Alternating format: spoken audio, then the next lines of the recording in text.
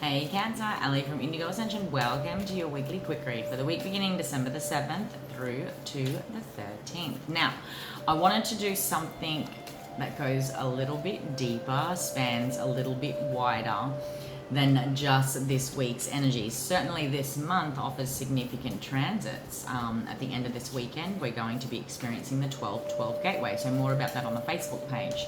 Next week, we have the solar eclipse in Sagittarius. So this week I felt is very timeless. You know, the collective energy out there is very multi-dimensional. We're slipping between time gates, and in very many ways we are at a karmic crossroads. Okay, there is no good or bad, but when it comes to karma and dharma, it's all about creativity. It's all about manifestation. What am I creating? How am I creating this? Why? Okay, and retrograde cycles offer us that opportunity to get to the depths of the subconscious, the patterning that is responsible for everything that we are creating in our experience. And ecliptical cycles also give us a unique opportunity to get clear, to eclipse anything that is getting in the way of our highest manifestation and vibration. So if there was an image I could give you, it's very much like standing on the cliff, on an edge of a cliff, or at a crossroads, okay? And again, I want to emphasize there is no better than or worse than. You know, many in the collective will be drawn back to their past in some way to repeat karmic cycles for the purpose of deeper integration, because we are human, and when it comes to trusting self, trusting our intuition, truly honoring the voice of soul, we have to give ourselves evidence. We need to believe it to see it, yeah? And that's why we do it. So many will be drawn back to their past in one way or another. Many will be stepping up and embracing this newfound platform of new perceptions, this new belief system that has formed a foundation, if you like, a consciousness shift that ultimately then takes us on this next ecliptical cycle. It is unique for us all. Now, you guys, the last solar eclipse this year was on June 21, and that represented a closing of your ecliptical cycle for the last 2 years prior. In very many ways, we are working with Gemini and Sagittarius for the next 2 years. It offers you something completely different, and more importantly, Cancer, it offers you an opportunity to truly integrate everything you have learned about your own ecliptical cycle. So I wanted to focus the reading on this crossroads energy to see where it might take us as far as where you guys might be at in your own unique journey. So certainly it's going to reflect a very deep soul reading, you know, and all of us know when it comes to karmic looping, when it comes to karmic patterning and understanding the core of that, which is, again, what I said earlier, the gift of ecliptical cycles, the gift of retrograde cycles, helping us get to the core of how we're actually manifesting. And a lot of that is to do with subconscious stuff, things that we're not really conscious of. You know, we have to see it to believe it. We have to experience it.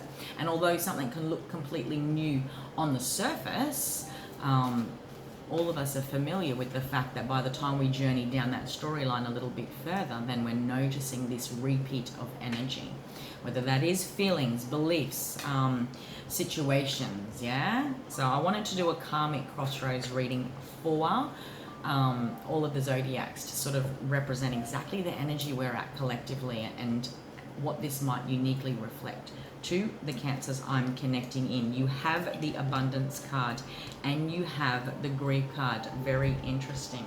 Something had to go here, Cancer, in the realms of what you needed to let die and go, something perhaps you have held on to as far as this loss energy. When I see the grief card, it also very much feels like, especially aligned next to the abundance card, it's very much like this 5 of coins energy. How am I keeping myself blocked from feeling truly abundant when at the core I've been manifesting from a lack mentality? I always lose. I will eventually grieve. This may not work out. And certainly when I'm looking at abundance, manifestation, whatever the case may be, launching a whole new karmic cycle, I can look at the fact that I have manifested something, but in very many ways, as our authentic relationship with our higher self and our intuition is still integrating, we can often second guess ourselves in those early stages where, oh my God, I've manifested something. I don't believe it.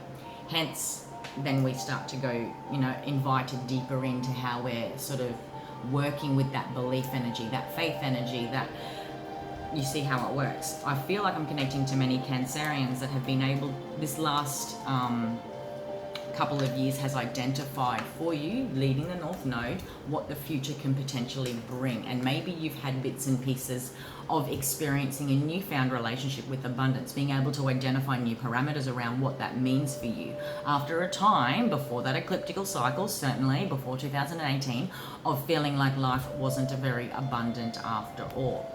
Maybe in many ways you guys are eclipsing this deeper grief energy, and how that has fundamentally been impacting your creative energy, your sacral chakra. The sacral chakra is all about creativity, but it is here where I genuinely grieve. It doesn't matter if it's because of a loss. It doesn't matter if it's because of chapters in your life that have brought on grief. That sacral chakra is all about creating new life. But if I have experienced loss, this is where that energy sits. And I'm connecting to many Cancerians perhaps that were working with a sacral chakra, working with manifestation energy, working with creative energy that wasn't at 100%. Okay, because when that energy is polluted, we're sort of recreating patterning. Then we're sort of working from lack energy. Even though life's not showing me lack, life's not showing me loss, I've manifested abundance. Like, does that make sense? I feel like it's really cryptic in that regard, but there was a new way to create Cancer, and that's what that ecliptical cycle is all about. And certainly many Cancerians I'm connecting into, you are at a crossroads to again repeat this karma, repeat this karmic patterning of holding on to loss, holding on to lack mentality, holding on to this fear of loss. And in many ways we can go through these cycles of grief where we have healed on some level, but yet we're holding an energy of anticipation. Okay, does that make sense? I feel like I'm connecting to many Cancerians that have this choice in the crossroads between ecliptical cycles, between, what was I going to say, at the end of 2020 retrograde season, to really come to a new level of self when it comes to your potent and powerful creative abilities. Like, if you think you've been able to master abundance and manifestation, watch what happens when you truly choose to eclipse this grief energy, okay? And it's all about a refresh to the sacral chakra. Four of Wands, King of Pentacles, Page of Cups. This might be to do with home and hearth. This might be to do with business, okay? When the King of Coins shows up, it certainly points to the realms of love, marriage, connection, commitment, and it certainly can talk about career, abundance in that regard, okay? So take it however it resonates, Cancer. When it comes to these themes of grief, when it comes to these themes of abundance, when in your life have you felt abundant in the realms of love, in the realms of work, finances, money, business, okay? There are new foundations that must be put in place, and maybe that's what you guys have diligently been working on all year as you closed off your own ecliptical cycle leading the North Node. Where now Gemini is leading the North Node, that is your 12th house. You can go deeper still over the next 2 years to really work with the power of your subconscious to create some potent redefinitions and experiences around abundance, and genuinely feeling like you are the creator of that. The King of Pentacles, out of all of the kings, you know, he rules success. He's worked for this.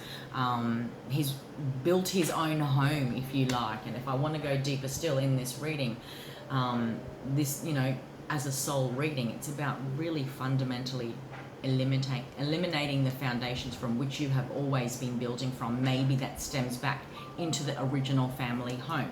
Maybe that stems back to an experience of the family home in partnership, a significant relationship that fundamentally shifted the trajectory when it comes to your manifestation abilities, when it comes to this grief energy, this loss energy, this lack energy or fear of loss, okay? The Page of Cups is a genuine emotional reset, and maybe that's what many Cancerians have been going through. But I feel in many ways this story is still yet to be told, because as Gemini leads like your 12th house and this new ecliptical cycle launches, there's a whole new way to work with your emotions. And certainly the sacral chakra, it's all linked. Working with the sacral chakra to redefine abundance, to recreate these new platforms and foundations so that you can experience success when it comes to your commitments in love or work, finances or business. Let's pull a crystal card for you guys. All right, my lovely Cancers, anything else coming through? A lot of abundance there, and maybe there's been this push-pull feeling in the last couple of years. Maybe that's been this story your whole life, okay? And the invitation then, as you reach the karmic crossroads between ecliptical cycles, is what are you truly ready to eclipse, so that you can build and grow from a whole new foundation and experience abundance energy, manifestation energy, success energy in a whole new way. Okay, in the realms of, like I said, love, relationships, marriage, finances, and career. Lapis, seeing things in a whole new way. Drawing this card indicates the need to exercise discrimination in all of our dealings. It gives us the power to seek the underlying truth of the matter and bring it in to light. Working with the third eye chakra there, thanks to Lapis. Hope you got something out of that, Cancer. That was your quick read for the week ahead. If you'd like to book a personal reading with me, you can do so by heading above to the bio link, or if you're watching on YouTube, you can find the same link in the description box below. Have an empowered week, my friend, and take care.